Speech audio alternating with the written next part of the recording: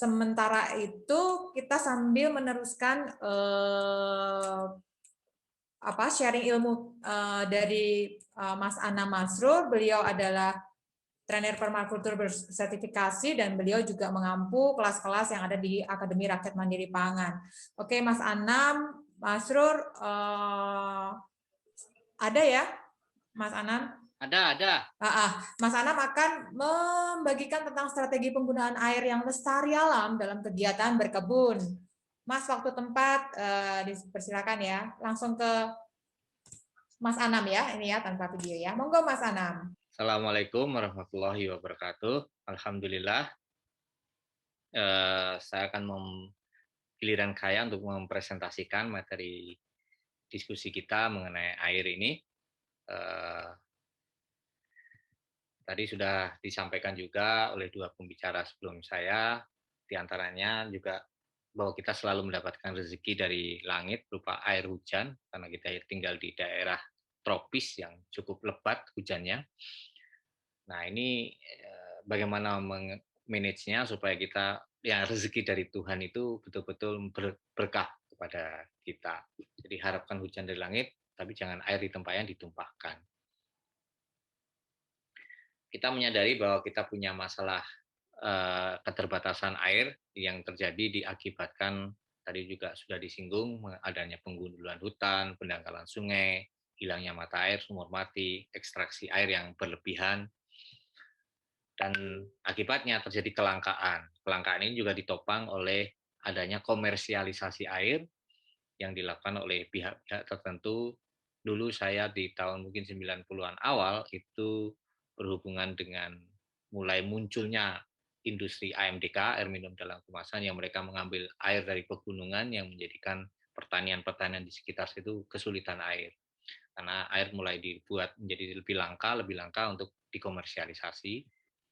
Di sisi lain juga polusi air ada di mana-mana, terutama di perkotaan dengan limbah, sampah dan sebagainya yang semuanya dibuang ke sungai, belum dari limbah-limbah pabrik, walaupun mereka katanya sudah memenuhi standar lingkungan, tapi masih banyak itu terjadi. Dan pada akhirnya semua limbah itu ke laut. Nah, untuk menjawab persoalan-persoalan tersebut, kita mencoba berikhtiar paling tidak bagaimana mensyukuri apa yang ada dari Tuhan itu, dari langit, air hujan itu, supaya kita bisa manfaatkan dengan baik, baik itu di rumah maupun di kebun, maupun dimanapun. Nah, saya hanya ingin menambahkan di diskusi kita kali ini adalah strategi air kita secara alami. Ada 6 poin yang ingin saya sampaikan sebagai strategi regenerasi air. Itu yang pertama, kita menyadari bahwa penyimpanan air dan konservasi air terbaik itu adalah dalam tanah. Jadi kalau Anda biasa Anda mendengar informasi bahwa air terbaik itu ada di mata air, itu adalah air yang sudah diproses oleh tanah sehingga kemudian menjadi air yang luar biasa. Jadi sering sebagai air pegunungan atau air mineral atau air yang ada dalam mata air, itu pada dasarnya adalah air yang sudah dikonservasi oleh tanah. Jadi untuk menyelamatkan air atau memanfaatkan air paling baik itu adalah di dalam tanah. Oleh karena itu yang pertama strateginya adalah memperbaiki tanah, yaitu agar tanah mampu menyerap air, meningkatkan air dalam tanah. Problem kita sekarang ini terutama di musim penghujan yang lebat, banjir di mana-mana karena tanah kondisinya padat, bantat, dan tidak mampu menyerap air dari permukaan tanah. Padahal kalau kalau tanah mampu menyerap air pasti luar biasa air itu nantinya. Jadi memperbaiki tanah ini kita akan bisa bahas lebih lanjut lagi mungkin di kelas-kelas KRM yang dilaksanakan oleh ARMP. Tapi pada dasarnya adalah bagaimana mengembalikan kehidupan tanah, dan selain mikroorganisme juga memperbanyak biomasa karbon yang disimpan dalam air, baik sisa-sisa tanaman maupun yang lainnya. Jadi bahan organik itu semakin berlimpah dalam tanah karena itu yang membuat tanah mampu mengikat air menjadi optimal. Yang kedua, untuk tidak membiarkan tanah itu terbuka. Secara alami, itu pasti akan ditumbuhi rumput, akan ditumbuhi berbagai jenis tanaman yang menutup tanah.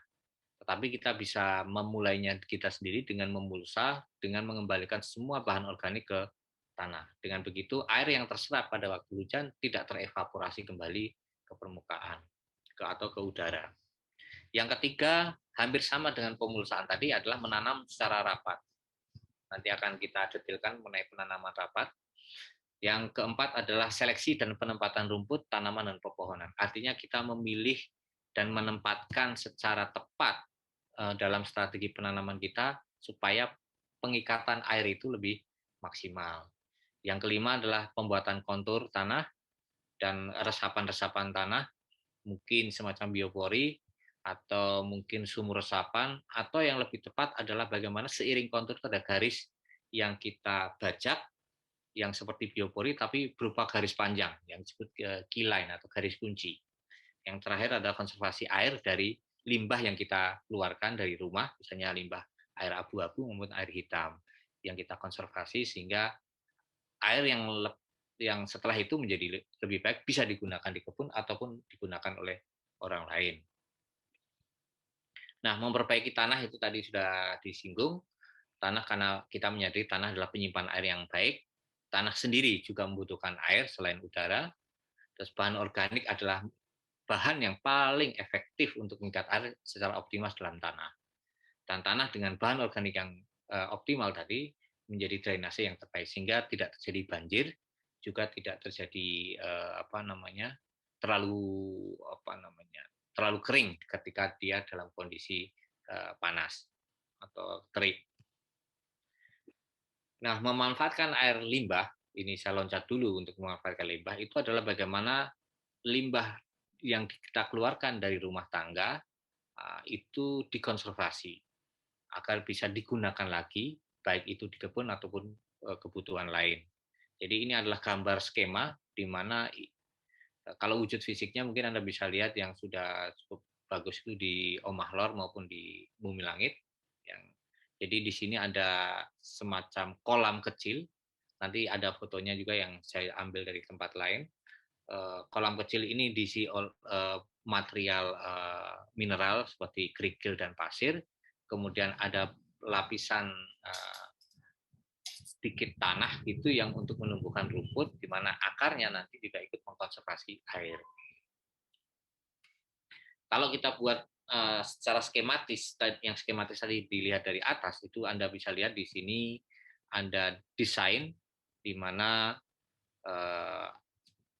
grey water dari rumah itu ditampung dulu dalam sebuah penampung yang ditumbuhi oleh beberapa jenis tanaman yang dapat menyerap racun atau menyerap kimia-kimia yang kurang baik, termasuk logam berat dari air limbah kita.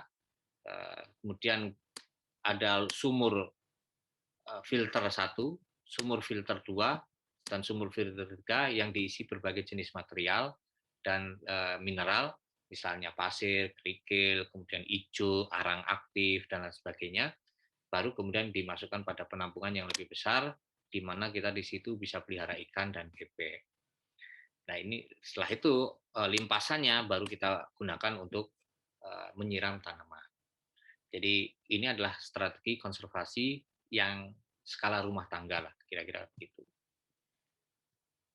Ini juga contoh yang kemudian di Jawa itu istilahnya peceren, di mana air limbah dari rumah, misalnya di sini ada mesin cuci, terus ada filternya, yang kemudian dialirkan ke peceren, yang di sini mulai bisa ditanam dengan tanaman-tanaman juga menyerap racunnya, dan kemudian di peceren tersebut akan terkumpul air yang cukup lumayan yang bisa digunakan sebagai kolam lele atau mungkin juga bisa untuk kebutuhan kebun. Nah, ini mungkin gambar yang lebih detail, di mana di sini juga akan terakumulasi endapan-endapan tanah yang itu bisa digunakan untuk soil amendment atau tambahan tanah bagi bedengan kita. Jadi beberapa waktu mungkin setahun sekali atau beberapa waktu sekali bisa kuras gitu ya, diambil air rendapannya untuk kebun. Dan di sini juga akan terjadi 3 tempat di mana ada bagian yang lembab, ada yang sedang, dan ada yang kering untuk menentukan jenis tanaman apa yang tepat ditanam di samping atau di dalam peceran tersebut. Ini yang lebih detail lagi secara skematis. Jadi di sini dari rumah itu air limbah itu baik itu dari kamar mandi, ini ada bathtub, ada wastafel lagi di sini, kemudian ada mesin cuci yang kemudian ditampung di sini disaring. Yang tadi sudah ada juga presentasi sebelumnya, menyaringnya juga dengan memilah antara fat atau lemak atau minyak dengan air, itu mungkin lebih baik ditanam di sini sebelumnya. Kemudian setelah itu ada tanah di mana cacing hidup yang mungkin ditutup dengan jerami sehingga cacing bisa tidak kekeringan dan mereka akan mengurai limbah organik di sini. Kemudian limpasannya itu dibuang ke sini, ada semacam filter lagi dari mineral-mineral yang juga bisa ditanamin rumput-rumputan, dan yang ketiga baru air yang sudah terfilter, yang sudah baik, yang bisa digunakan untuk menyiram tanaman maupun memelihara ternak ikan atau juga mungkin unggas, bebek atau yang lain. Mungkin secara foto kita bisa lihat di sini, ini ada 3 level menggunakan bathtub bekas yang kita bisa rancang di rumah. Jadi yang pertama ini adalah untuk cacing, kemudian ada kerikil-kerikil yang juga ditumbuhin rumput-rumput, dan ini adalah yang terakhir yang kolam tadi. Ini mungkin lebih detail lagi, di mana di sini kalau ini berkaitan dengan menggunakan black water yang dari kamar mandi atau toilet. Di sini ada septic tank, yang septic tanknya ada bejana berhubungannya yang memilah antara endapannya dengan cairannya, yang cairannya nanti difilter lagi dengan tanaman di sini treatmentnya. Nah, ada control box, baru kemudian ke gravel yang di sini nanti baru bisa digunakan untuk irigasi. Nah, ketika irigasi itu sendiri, kita bisa nanti akan lebih detail kalau kita ada di kelas kelas kebun rakyat. Ini misalnya contohnya adalah dengan drip irrigation, supaya kita menghemat air. Meskipun mungkin kita punya banyak air, ya lebih baik tetap menghemat, sehingga kalau drip irrigation itu airnya langsung ke tanah dan ke akar, tidak menguap ke udara. Nah, Anda bisa menggunakan selang besar yang kemudian di lubang-lubang kecil supaya langsung kena ke akar, ke tanah dan ke akar, atau menggunakan misalnya selang besarnya disambung dengan selang kecil. Jadi bisa memilih antara di lubang, kalau di lubang mungkin agak nyiprat gitu, tapi kalau dengan selang kecil lebih fokus ya, lebih terarah. Kalau pohon misalnya Anda bisa menggunakannya pipa yang melingkari pohon, kemudian ada lubang-lubang yang mengeluarkan air. Kalau dia adalah kebunnya cukup luas, kita bisa membuat beberapa titik penyiraman gitu ya, dan juga titik-titik lubangnya. Seperti misalnya kalau drip irrigation-nya dalam kebun luas dan berbagai jenis tanaman, ada yang dimasukkan dalam tanah, ada yang di pinggirnya di tengah antara tanaman-tanaman, atau juga untuk tanaman yang merambat, atau untuk tanaman semak. Jadi kita bisa punya banyak strategi yang berbeda dalam drip irrigation itu. Ini cara lain misalnya dengan menggunakan botol yang di lubang-lubang dan diisi kapas dan diisi air. Jadi itu cara yang lebih hemat, atau menggunakan lubang terutama untuk pohon yang disebut biopori. Jadi Anda bisa lubangin 10 cm sampai kedalaman 1 meter yang diisi daun-daunan atau daun-daunan kering yang nanti akan terkompos ya ketika air berlimpah, terutama di musim penghujan. Kalau skalanya adalah pertanian yang besar, itu Anda bisa membuat strategi yang namanya keyline design, yaitu membajak dengan seiring garis kontur. Jadi dia adalah melubang, kemudian di lubang itu ditanamin rumput, kemudian di lubang lagi sampingnya lebih dalam, dan juga ditanami rumput, sehingga dia rumput itu akan membentuk akar-akar yang luar biasa untuk mampu meningkatkan bahan organik langsung di dalam tanah. Kalau mulsa itu di atas tanah, ini langsung mau mengisi bahan organiknya dalam tanah. Setelah itu bisa saja rumput itu disuksesi atau dipangkas, diganti dengan pohon yang ingin kita tanam. Gitu. Misalnya pohon buah atau misalnya budidaya pertanian, hortikultura, ya terserah. Nah, ini kira-kira gambar key line-nya yang ada di kebun yang luas yang Anda lihat itu miring, tanpa harus membuat teras, kita bisa membuat seperti itu sehingga air itu tidak terlalu cepat mengalir dan dia akan terjebak masuk ke dalam tanah. Dan nanti dikelola oleh akar-akar rumput tadi. Nah, ini adalah cangkul yang digunakan, jadi semacam baja itu. Kalau orang Jawa mungkin namanya luku ya. Ya di luku gitu ya. Biasanya ditarik dengan ternak, sapi atau kerbau atau kuda gitu. Ya. Nanti beloknya sehingga kontur, makanya harus dibuat titik konturnya sendiri terlebih dahulu. Ini yang tadi yang mungkin lebih rinci, misalnya menggunakan pralon yang dilubang-lubang atau menggunakan plastik kerupuk yang juga diisi, misalnya diisi kapas atau apa yang kemudian dilubang-lubang. Ini untuk menghemat air dalam penyiraman. Ini adalah studi perbandingan bagaimana irigasi menggunakan menyiram seperti kita biasa menggunakan selang, itu bisa semua dapat, tetapi hanya di permukaan atas, tidak sampai bawah. Tetapi kalau kita menggunakan drip irrigation subsurface, itu artinya ujung dari lubang keluarnya air itu ada di dalam tanah, itu menjadikan semua bagian akar itu bisa terpapar air dengan optimal. Nah, kalau tadi menggunakan apakah itu biopori, itu yang terkena hanya sedikit juga, tetapi jauh lebih hemat. Nah, ini yang seperti biopori tadi, atau menggunakan pralon atau menggunakan kendi gitu yang di tipis kendinya, atau menggunakan pralon yang di lubang-lubang atau plastik kerupuk tadi, itu seperti ini. Dan ini hitung-hitungannya kalau lebih rincinya ya, apakah itu pohon, apakah itu bedengan melingkar seperti ini, atau kalau pohon mungkin justru dia lebih banyak, tapi dikelilingi pohon. Cara lain adalah misalnya juga menggunakan wicking istilahnya atau kapiler, di mana air disimpan di dalam bedengan, kemudian biarkan air itu mengalir ke atas, karena tanah yang baik, tanah yang hidup itu dia seperti spons, mampu menyerap air.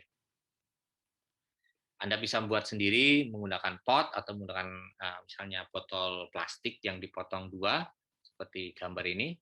Jadi dipotong dua, dibalik, yang atas diisi tanah, yang bawah diisi air, dikasih mungkin semacam kain gitu untuk menyerap ke atas. Anda bisa tanam sawi atau mungkin tanaman yang pendek lainnya. Kalau mungkin agak besar tanaman seperti tomat, mungkin Anda bisa menggunakan ember atau pot yang dirancang menjadi wicking seperti desain seperti ini ya. Jadi ada dua pot atau dua ember, yang satu difungsikan sebagai menyimpan air, yang satu sebagai tempat menanam. Anda juga bisa merancang pot sendiri seperti ini, yang kemudian self watering system, sehingga kita tidak harus sering menyiram. Nah, saya kira itu sharing yang bisa saya sampaikan. Nanti kita banyak diskusi. Terima kasih. Assalamualaikum warahmatullahi wabarakatuh. Waalaikumsalam. Terima kasih Mas Anam. Hari ini kita lengkap banget ya. Yang mau sholat dulu juga nggak apa-apa ya. Kita masih ada di sini sejam lagi mungkin.